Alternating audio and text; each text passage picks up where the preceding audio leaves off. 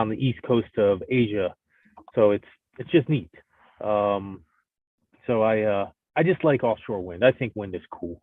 That's it. I think there's a lot of chance. Yeah, I mean, on the east coast of Asia, so it's you think of you think of so the I just available. like offshore wind. That's got some data issues going on here with us, huh? Yeah, I just I finally made the stream live on YouTube. I forgot to do that. So Yeah. anyway, the abundance of offshore wind boggles the mind. I don't know, I like to say solar, and this is a hard statistic, traditionally we would say we have 10,000 times more solar energy. Well, we're going to consume a lot more energy when we electrify everything, meaning transportation, HVAC, etc., heavy industry. So I say 5 to 10,000 times more solar radiation than society uses on an annual basis. Wind power is probably at least that, but maybe more. I've just never seen that statistic. And offshore wind is, the further you get away from land, the greater the wind gets, because land slows the wind down. But we have another wind story, which is a sad story regarding the GE Halide turbine. What's the story? So I don't know the exact details, but it looks like GE violated a patent with Siemens. And currently, a judge has said that the GE Halide units, which are the largest ones that they make and amongst the largest in the world, 15 megawatt units, 14 or 15. Judges said they're only allowed to be installed on 2 projects, the Vineyard Wind project and a small project in New Jersey. And I don't know much about the New Jersey project, but I know the Vineyard Wind project is huge, 800 megawatts. And so not only did they're only allowed to use the units on each project or on these 2 projects, but they also have to pay a $30,000 fee, so roughly $24 million, to allow them to install the Vineyard Wind project. So $30,000 per megawatt on a roughly 800 megawatt project.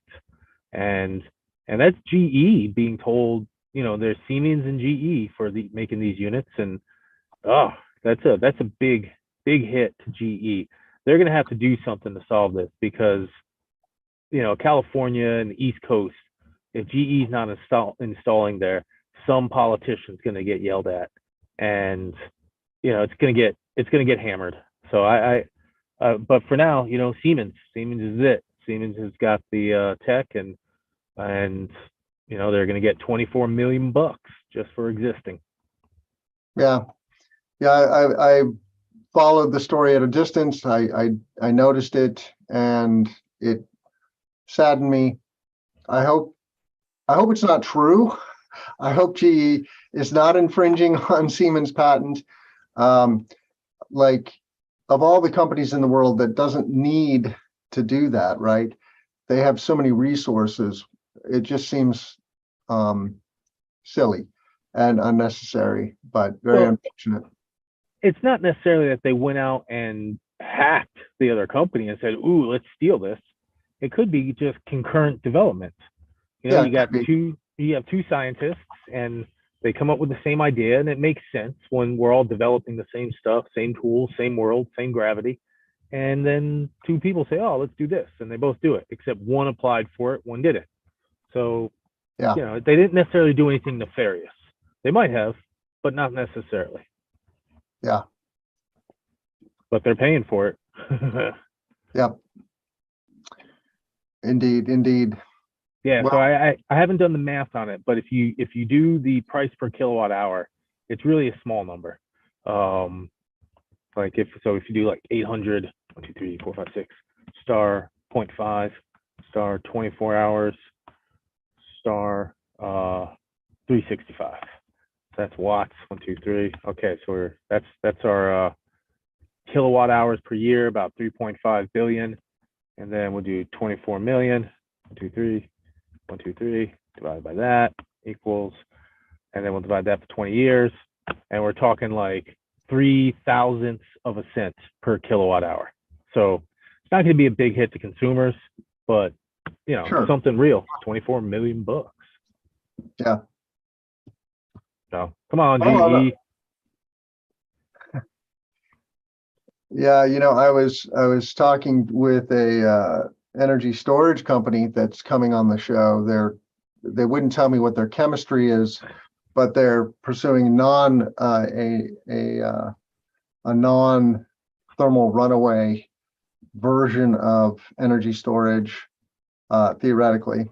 And they had a board member from GE, so they were lamenting the news. I want to move on. You have a great story about a commercial solar guy project. What's the story? Give us the scoop, John. Well, you already gave the scoop to Twitter, unfortunately, but we'll repeat the news here. So commercial solar guy is working with Gray Sail Brewery, and we're going to do a rooftop behind the meter project. These are the two roofs here. And within the tall building is where they have, actually it's within the northern building, they have the brewery machinery. And then within the taller building, they have more storage and packaging and the assembly line. And Gray Sail Brewery, it's located in Westerly, Rhode Island. And they make a great beer called Captain's Daughter. And it's just really nice, smooth IPA. And so it was cool when they called and said, hey, we want some solar. I'm like, I drink your beer. And the boss there, Jen, she's really smart. I like that she cares about having panels from a respectable source. She's making us work on it, which is great. And it's going to be about 52-ish. Well, we'll see. We're kind of aggressive on the edges right now. So we need to do some measurements to make sure we have our 4-foot setbacks everywhere. But we're hoping at least 52-ish kW. The site uses like 4 times, 5 times at least. I think I did the rough math. They could do 160, 170 kW with all their electricity demand. So we're just tapping out a third of it, a quarter of it, somewhere in that range. And when you say a respectable solar panel, what kind of solar panels does she want to install? She explicitly doesn't want to deal with anything that might have human rights challenges associated with it. Yeah. And that's cool. I understand that. And so that's where the push was. We haven't finalized the panel choice because panel pricing is a little topsy-turvy. And so we're going to move through interconnection and move through incentive applications before we hardcore choose the panel, at least until we're ready to put the money down and choose a unit. And because, just picking a panel right now, who the heck knows what's going to be going on in 6 months when interconnection finishes. So, but I'm thinking, an REC, a Q cell, maybe a Solaria. We'll see. We got to figure out where the polysilicon is coming from and feel good about it. So, but I'm looking forward to it. It's a nice project. And a cool thing about Gray Sail is that they have a CO, and you can Google this actually. So if you wanted to look it up real quick, type in Gray Sail, and it's GREY, but Gray Sail CO2 capture. So they installed a machine to capture from the air CO2 and then put it into their beer. So direct air capture CO2 for beer. And I don't know what percentage of their beer, because I mean, I got to assume it's not all of it, because that seems like it would be really expensive. But I don't know. Maybe it's a really great machine. Well, it says here they're capturing CO2 from its production process. So I guess CO2 is a byproduct of the beer making process, which makes sense. So it's like trying to be more closed loop about it. Yep. I like it. Wow. Kind of cool. So it's just their environmental. Their beer is still affordable? Say again? Still affordable? The beer is still affordable? Yeah, I mean, all the IPAs are expensive beers, $4 to $6, $4 to $6. Sure. So it's not like drinking a PBR that I used to just chill out with. But with these, you're drinking a 6 to 9% alcohol beverage that you drink one of. And I love how all the new beers, they all just come in pints. There's no 12-ounce cans anymore. 12-ounce cans kind of look tiny these days. It's like, oh, look at this cute little can.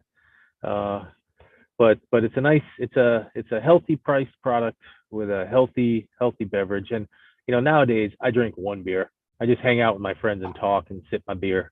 So it's, I'm not young and cool anymore. I don't go out Yeah, like that, unfortunately. So, but it's a good place. I like the people so far. And like building solar. absolutely. Well, we've got another commercial solar guy story from PV Magazine, transfer payments versus tax equity, a utility scale analysis. Yes. That is an enticing title. What's the story about, and why did you glom onto this topic? Because first off, the main reason is that I want to learn about transfer payments and how to do it. Because commercial project owners, smaller project owners, oftentimes want to do something with their tax credit, but they can't because tax equity won't really get involved in a project under a megawatt. It doesn't make sense. And part of the reason is that it's expensive. For instance, this article that I covered, the analyst noted that the spread on a 100-megawatt solar project between tax equity, legal and CPA costs, and a transfer payment, legal and CPA costs, is $2.4 million. So there's millions of dollars of different legal costs between transfer payments and tax equity. And which is more efficient? Transfer payments, much less expensive, and the reason is tax equity. In order for you to be part of these transfer flips, the person who takes the tax credit and the depreciation must take on risk, must be part of the project, must show constant, continual involvement for 5-6 years. And that's expensive to be able to show it. It takes a lot of paperwork. It takes a lot of spreadsheets. It takes a lot of setup, bank accounts, and then reviewing the documents and going back and forth between the teams before you finalize on it. And so paying professionals to do all your paperwork it costs time and money, and that's the big difference. Apparently, transfer payment, like Tim, if you have a company and I have a company and you install solar and you're like, John, this year I bought a bunch of trucks, I don't own any taxes, then you could, with a document, sell me that tax credit, and I could just give you, like, say 95 cents on the dollar, 90 cents on the dollar, and be like, I'll take it, and instantly get my return on investment, get back 100%. That is a transfer? Yes.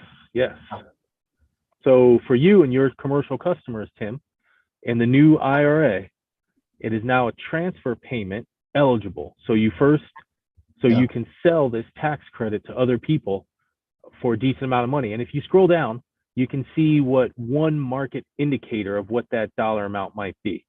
And so this is a low income housing tax credit. And this is per the author of the article that I covered, said these are very decently traded liquidity and have a long-term history. And so the author did not want to make a suggestion. They actually, so this person knows a million times more than I know about anything related to finance. Reading their article was just like, wow. But they did not want to come to an opinion on what they believed the final cost would be, because there's a list of different variables, positives and negatives. But they said this might be a good indication, so maybe 87 to 95 cents on the dollar is what you can get for a transfer payment in the broader market, possibly. So that's cool. Now you can help customers who don't have tax liability and get them something going. But what's most interesting about this article, and it educated me greatly, is that when you take into account what's happening on a utility scale project, it might still make sense to go tax equity. For instance, transfer payments don't transfer depreciation. A utility scale person might want to sell that depreciation. Transfer payments have a different cost structure. You have to sell them at a discount, whereas tax equity, it's a little bit higher number. So there's numbers that dance out. And this article showed how at 100 megawatt level under right circumstance, keep using tax equity because it does jive, it does make sense. But more broadly, for most people, transfer payments seem like a better technique. So it's it's kind of interesting. So this is a new thing for that came about because of the IRA, the Inflation Reduction Act. Yep. That we've known about the ITC for a long time. It's just now it's being augmented, so to speak, with some new tools. Yes. Like transfer, and so it's opening up the solar opportunity to many more types of customers, nonprofits, companies that don't have a tax liability. Well, let me talk about the nonprofit though. So transfer payments and direct pay are both in the IRA. So direct pay is where you get cash. If you can't do a tax credit, you get cash back. Mm-hmm. Transfer payment still has to be applied against somebody's taxes.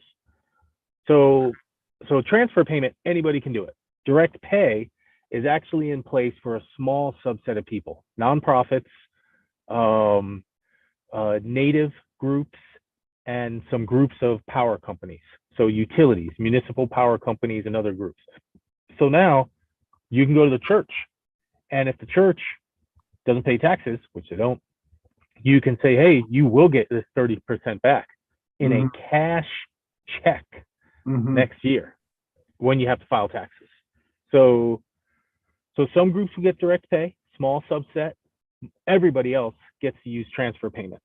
And so you have just a little more tax flexibility in there. Yeah. Bottom line is it will help grow the solar industry. The word on the street is we're going to triple the solar industry by 2027 in the next 5 years. And so that's, going from 20 gigawatts a year to 60 gigawatts a year in the US, right? Jeez.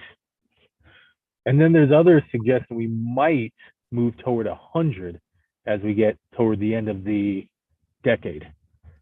So I hope we're still in the business, Tim. We'll be in it as long as we want to be, right? It's true. The world is our oyster. Oh, by the way, speaking of growing the solar industry, my course, Selling and Developing Commercial Solar, is now launched on HeatSpring. So check that out. Nice. If you're an aspiring solar professional, you get a wonderful soup to nuts. This is how commercial solar works.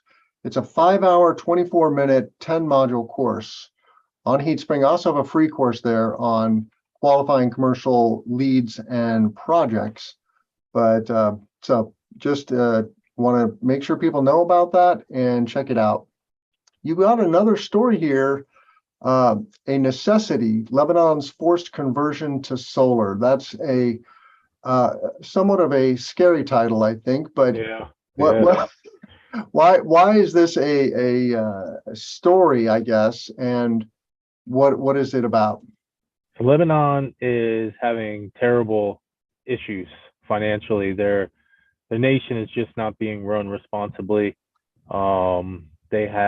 There's challenges. You have Syria, you have Iran, you have Israel, you have Hezbollah. It's a complex region, and Lebanon is being run mostly by people outside of the country. I don't know if you remember, there was a giant explosion in Lebanon a year or two ago, which just destroyed a beautiful city and killed a bunch of people, and it was like fertilizer being stored in the dockside, and it was just it looked like a nuclear bomb going off. But now the country has other issues where the electricity doesn't run.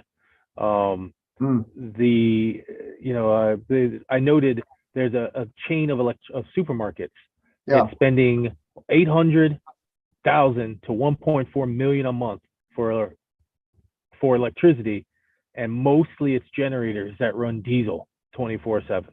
And it's like, holy crap, man, that must mean some expensive food. That must mean some terrible pollution coming in the air. And it's because this nation is just not being run responsibly, and its power company doesn't pay bills, and so they can't deliver electricity. There's this winter village called Tula. They said roughly, if they're lucky, 3 hours a day of electricity. Now they have solar, which runs in the daytime, and it has the generator backing up the solar, and so they're up to 17 hours. And so Lebanon is being forced into a different form of electricity than centralized grid power being run by a responsible nation state. And so it sucks. I mean, that just sounds terrible that they have to deal with that, but that's what their word is. That's what their world is. But so the long and short of it here is that with outrageous electricity prices, this is an opportunity, right, Yes. to come to the rescue, so to speak, with solar. Yeah. Right. Yeah. I mean, they got no other choice. And the price of electricity is through the roof. Price of oil. I mean, if you're burning diesel in generators these days, diesel's expensive. So the solar is probably coming in at half the price, a third of the price, 1/10. I don't know what the price would be, but their installation costs are probably 80 cents a watt for small projects. There's no markups, there's no crap, and I guarantee you they're getting panels at 25 cents a watt. So the price of electricity is, even in Europe. I mean, electricity, they're capping solar revenue at, thinking about capping solar revenue at 18 cents per kilowatt hour in PPAs and in the merchant market. 18 cents per kilowatt hour is a lot of money for a solar project that was built trying to get to 5 or 7 cents.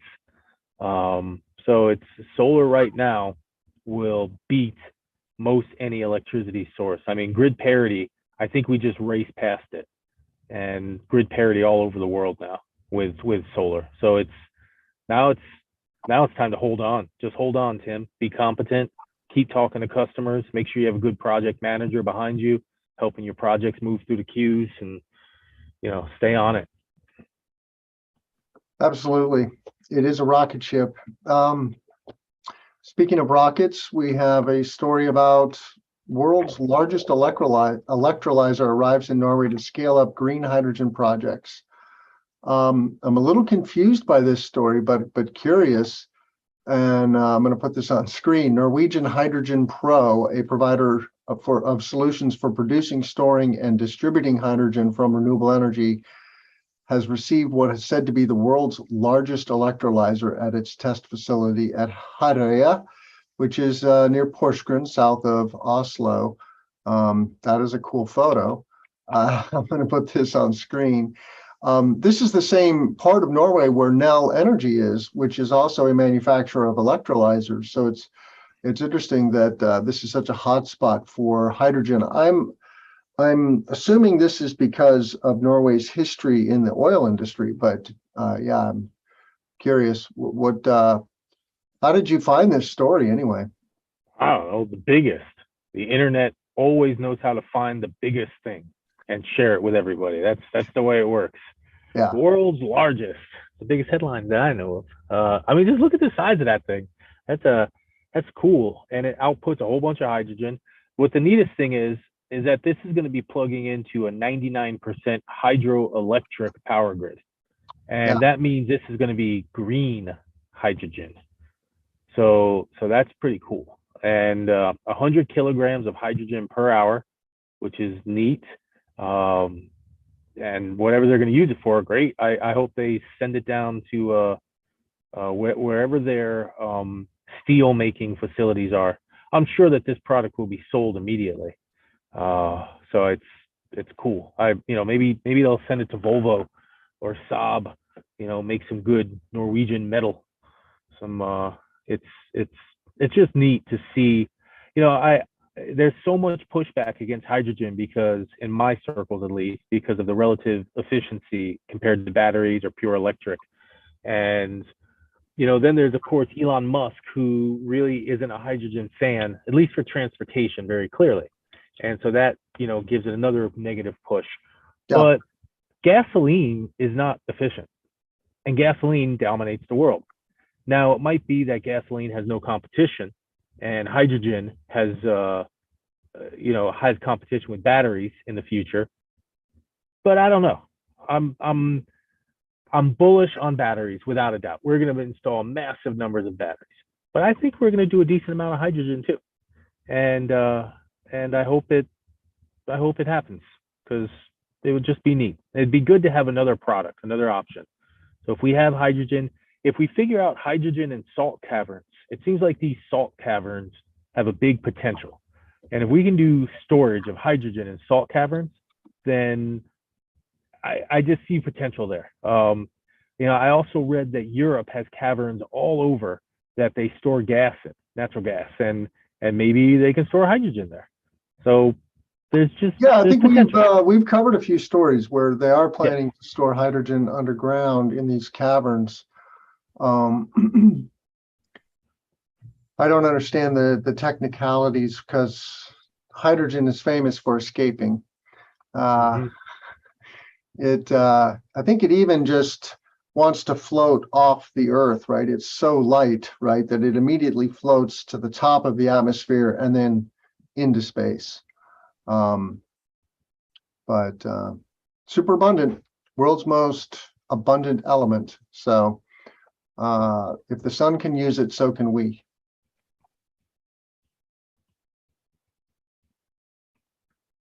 Hydrogen's cool. I don't know if we'll do hydrogen cars, but we'll probably do big hydrogen trucks. No, we have hydrogen cars. They're just in a very limited geography right now in Los Angeles and San Francisco. Yeah, we got like 12 hydrogen cars, whatever.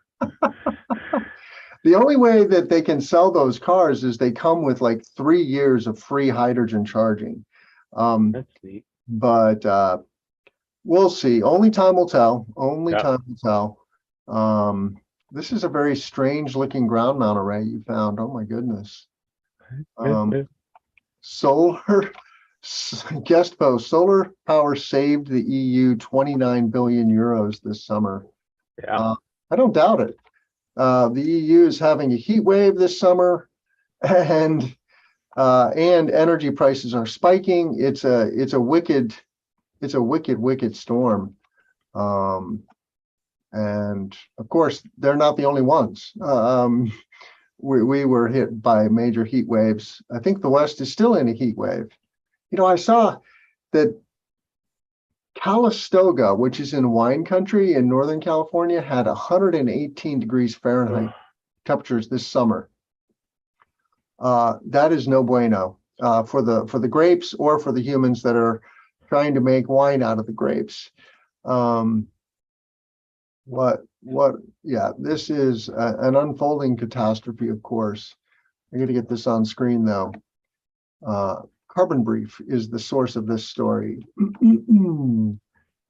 Okay. So I mean, the cost of gas is just starting to come down in Europe. Mainly two things that I've seen. One is that Germany is now saying they've gotten to like 87% of their storage goals, and they're no longer going to buy gas at irrelevant pricing, and so they're going to start to slow down purchasing. And then a second is that the EU as a whole is putting in place some sort of, or seemingly going to put in place, power saving methods, measures, and other things. Maybe they'll even put a cap on the price that they're willing to pay as a buying block. And so the price of gas being through the roof has driven the price of electricity through the roof. And if you can figure that the majority of the solar installed is at a fixed price that it's selling into the grid, we now see $30 billion saved in a 3-month period because of solar versus the fossil fuels, which set the marginal price. And solar, once you install it, you're good. And so if it penciled at 4 cents per kilowatt hour and now electricity is 20, you're great. Good job, solar. And that's what's happening here. That's what's happening in Europe. According to this table, Europe is generating 24% more electricity this year than last year from solar, and this is 12% of their total electricity load. But so I know they're having a heat wave, but are they having a sunnier year? Is that why, or are they installing more solar at a record pace, or just a combination thereof? Well, last year they did install a record volume of solar, and I think they also had a really sunny year too. I think they had a heat wave that set some records. It was very dry, very little sun or very little rain. So but I think it's a combo. So good growth. Next year you're going to see growth, heavy growth. They're installing a lot of volume. You know, it may take them a little while to get the utility scale up and catching up to pace, but right now the residential and commercial, it's just not stopping.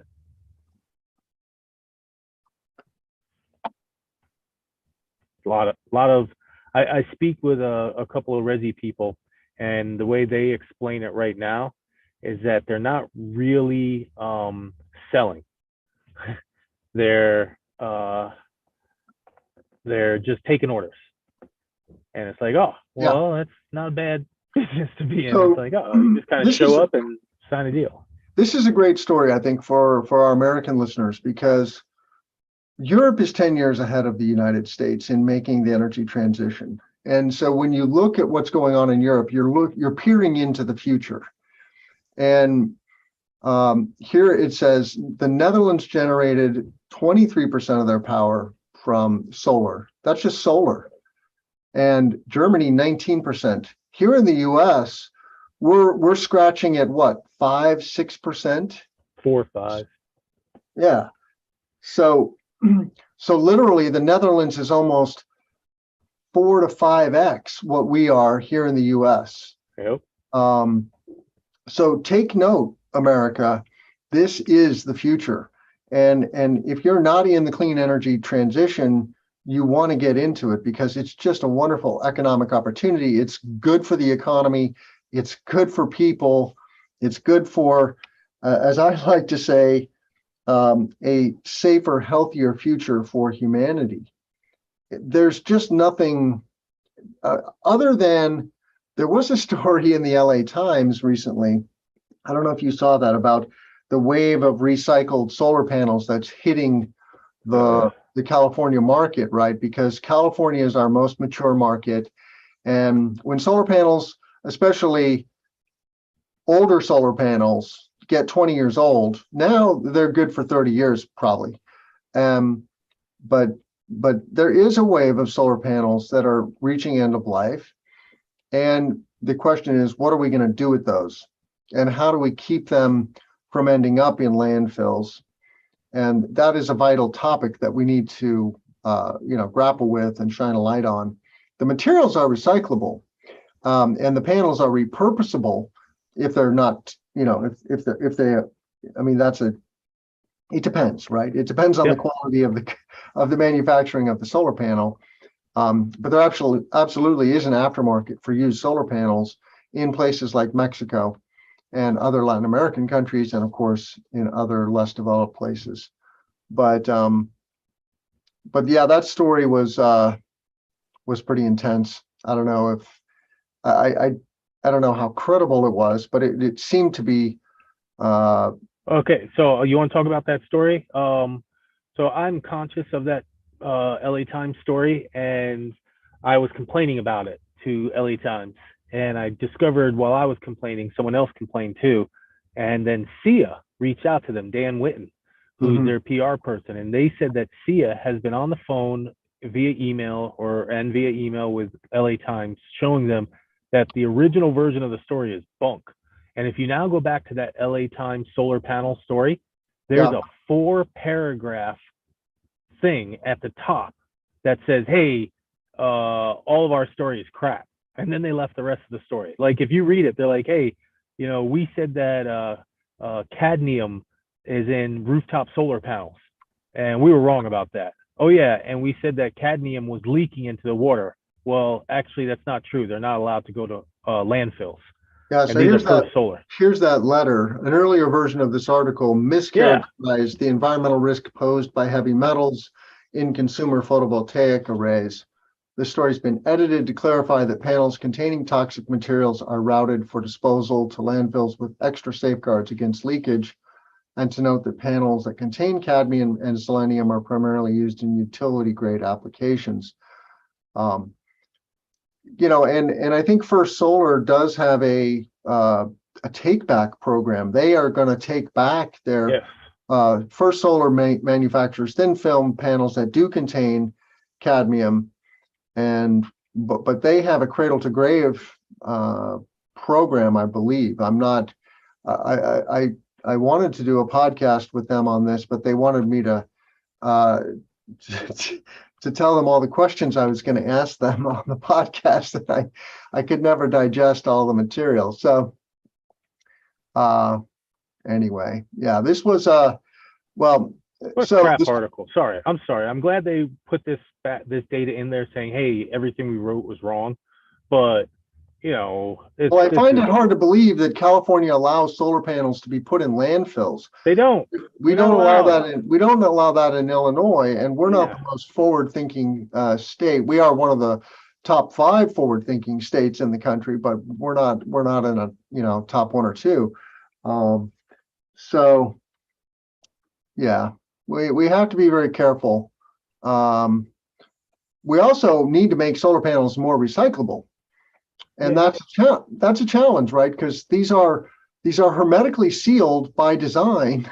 You have to make them super durable. Can you imagine sitting outside for 30 years without leaking, right? It's an incredible piece of technology that we've invented. And kudos to industry for doing that. But it's not easy to take it apart then. But we have plenty of energy.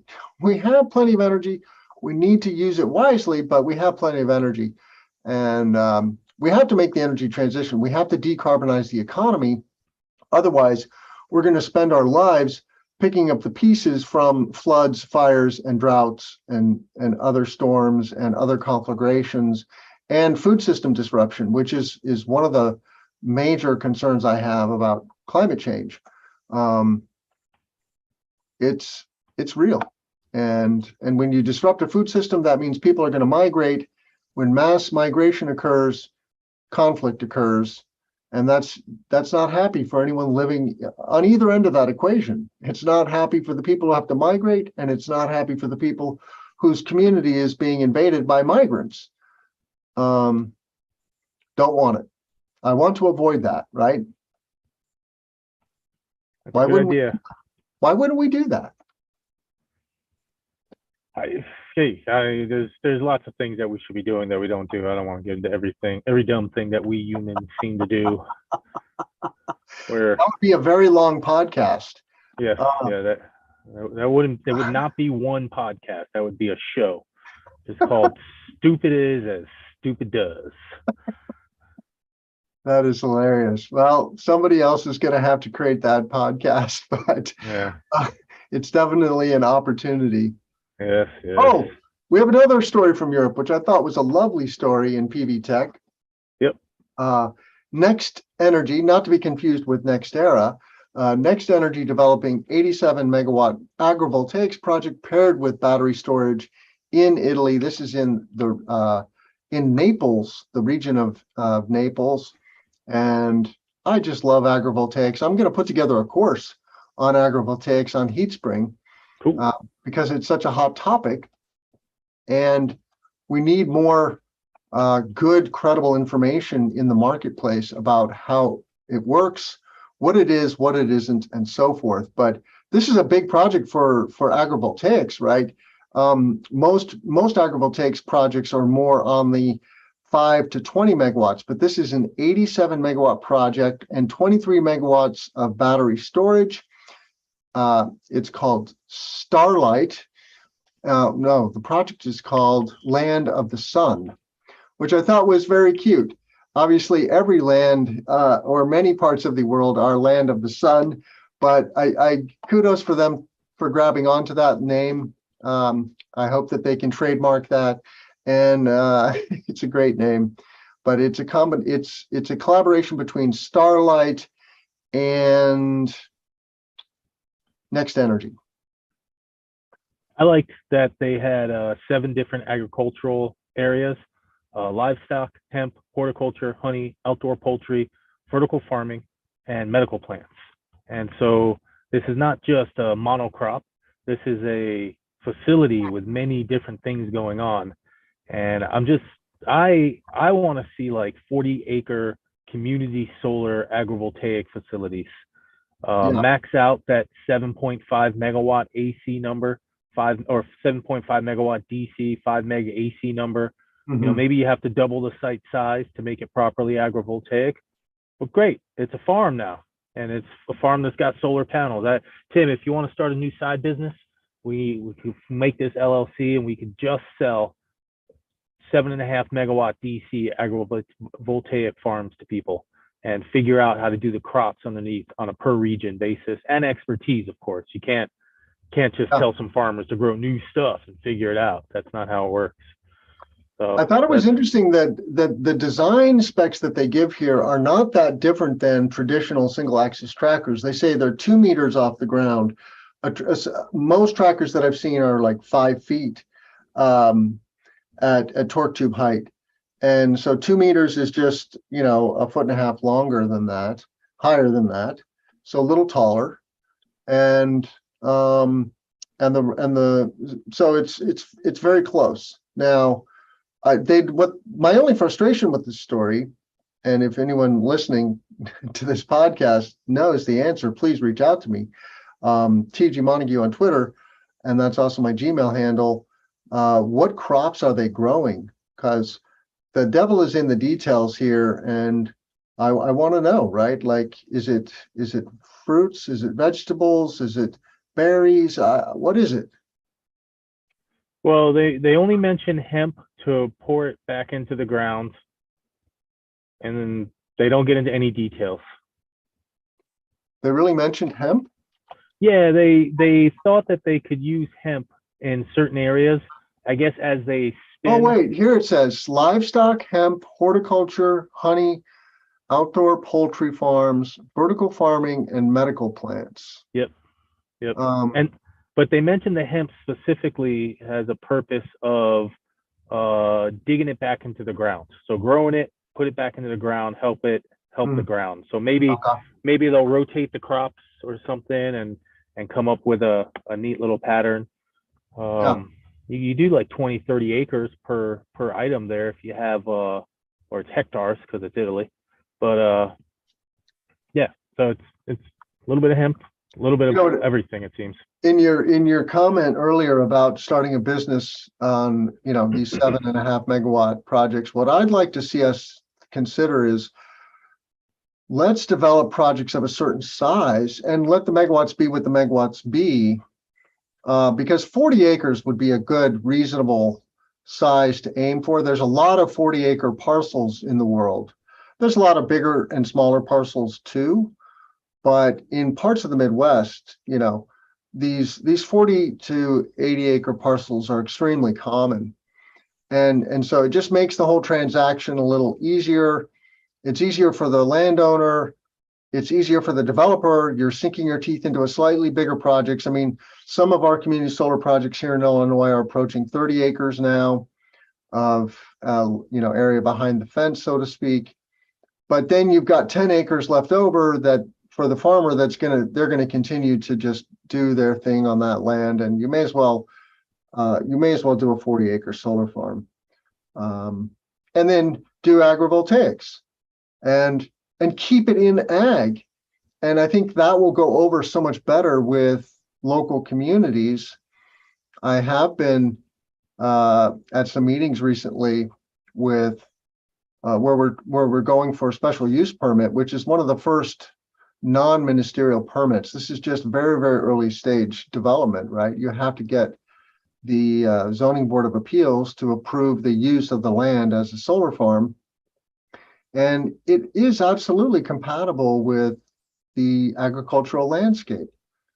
we have to get out of this mindset that, oh, you're industrializing the landscape.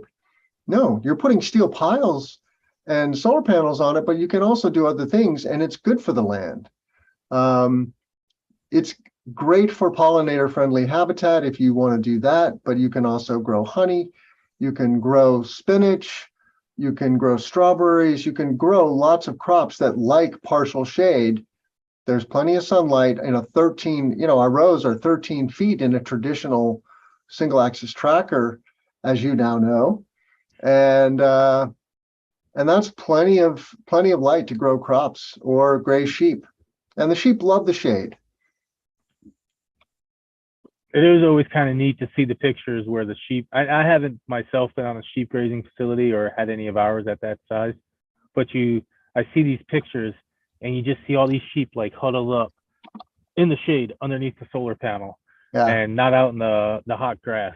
And it's like, oh, that's interesting. That means underneath the panels, they're doing a great job of cleaning. There's probably no extra product. So it's just kind of neat. I've seen the same with giant wind turbines. You see the long shadow, and the sheep are just lined up in the shadow of the turbine, which is kind of cool as well. Yeah, I'm looking at the solargrazing.org website. That is ASGA. I'm going to put this on screen. The American Solar Grazing Association. So we have an association dedicated to agrivoltaics called ASGA. And look at all these sponsors, including some very well-known solar companies like Nexamp, EDF Renewables, NG, and some companies I've never heard of, Agrivoltaic Solutions, company obviously specializing in agrivoltaics. Cabrillo Ranch, I've seen, they have wonderful videos on their YouTube channel of the sheep running through the array. They're really into drone footage. So check out Cabrillo Ranch. And one of the core services that ASGA provides is they pair solar farmers with ranchers, right, who need areas to graze their sheep. And so it's a matchmaking. And then provide incredible education to both farmers, ranchers, and developers about how to work together better, right? You have to change the design slightly. You have to have access to water on the land that you wouldn't necessarily have doing just an ordinary solar farm, because if you're going to have animals on it, they need water, right? And you need to make sure that there's not wires that they're going to munch on and electrocute themselves, because animals do like to munch on wires sometimes. But agrivoltaics, dude, that is a hot topic. I'm so pumped. We're almost out of time. Do you want to do one more story? Sure. Since it's not on solar, our next story, our last story of the day. And I actually didn't get the right article there. I put a different article. That's funny. The e-bike story? Yeah. So I just thought it was cool. The strongest electric. Now I gotta find this story, but it's from Electric. But it's the strongest e-bike motor that's out there, and it's yet another thing where I am super, like last week or last time we met 2 weeks ago, we covered a new motor that was bought by BMW or something, and it was pretty cool.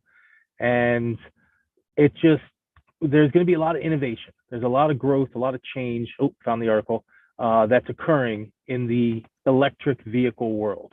And I think that e-bikes, which, I ride a bike a lot now that I live downtown. So is this the story? Yeah, I just, well, let me see if you got, that's it. I just went to Electric and Googled, but. Perfect, that's it. Okay. Yeah, so this little motor, you can see it in the back of this vehicle. If you look at that back tire, you can see that little red thing right in the middle of it. That's the motor. Yeah. And I mean, that thing looks like a motorcycle almost. That's a cool looking bike. But it's just, the innovation is just starting in electric motors. We're going to see so much change. And, all these stats, I don't know much about electric motor stuff, but it's just, there's just going to be change. We're going to have innovation left, right, up and down. We're just talking about agrivoltaics. Who the heck would have logically came to the conclusion that you can plant and extract sunlight for electricity when both of those items need all the sunlight? And now we're like, let's just put them both there, and it's working out. So I am highly excited to see the change that will come in electric motors and EVs, as well, still solar panel tech and batteries tech, energy storage tech. I think we have a massive upside to come for that technology. And especially now that we have so much money and so many different eyeballs staring at this tech, and every single car company across the world is now staring at battery tech and electric motor tech. And that BMW, Mercedes-Benz story, that's just, and look at that little thing. It looks like just a little tiny red box. And you're like, oh, look at this cute little motor. And in reality, that thing is spin you around 3,000 times a second and throw you up a mountainside. And it's just cool. And one of the innovations they said was actually the heat characteristics. They specifically noted that you can go uphill hard and fast, and the unit can still do it in a hot temperature. And I hadn't even really thought about that with motors too much, because I don't know much about electric motors, but it's just cool. The innovation is going to come, and we're all going to be like, where the heck did that come from? You're going to see kids driving down the road on the highway with like body armor and a helmet, but they're going to be doing 65 miles an hour on their scooter. And you're going to be like, all right, they're on the highway with us now. This is just how it's going to work. And it's cool. It's coming hard, man. Transportation is going to change.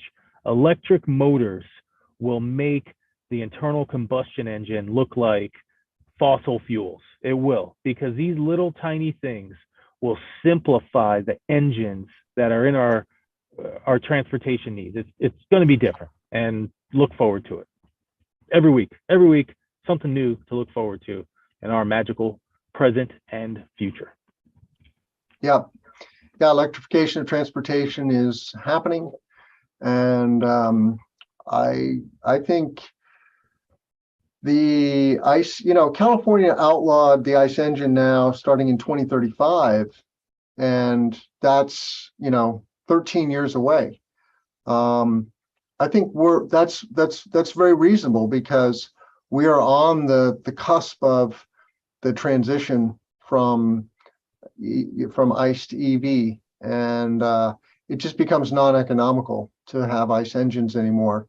People don't understand that, who don't study electric vehicles, but it's true. They have so many fewer moving parts that the ICE engine just can't compete. So, all right. Well, that was a wonderful show. Thank you so much, John Weaver, Commercial Solar Guy. How can our listeners reach you? Commercialsolarguy.com. That's our website. Got our phone numbers, got a contact form. If you like Twitter or LinkedIn, I post there regularly. So type in John Fitzgerald Weaver on LinkedIn, and then on Twitter, Solar in Mass, massive amounts, or Massachusetts, whichever you prefer. And if you want to buy us a beer in person, we'll be in Anaheim next week at RE Plus. We are going to try to do a live broadcast from the Media Zone, where I'll be hanging out a lot with Nico Johnson of Suncast and other podcasters. So looking forward to seeing you, John, in the flesh. And you can find all of our content at cleanpowerhour.com. Please reach out to us, give us a rating and review on Apple or Spotify. That's how other people will find this content and fulfill our mission, which is speeding the energy transition. And with that, have a wonderful day, and let's grow solar and storage. Take care, John.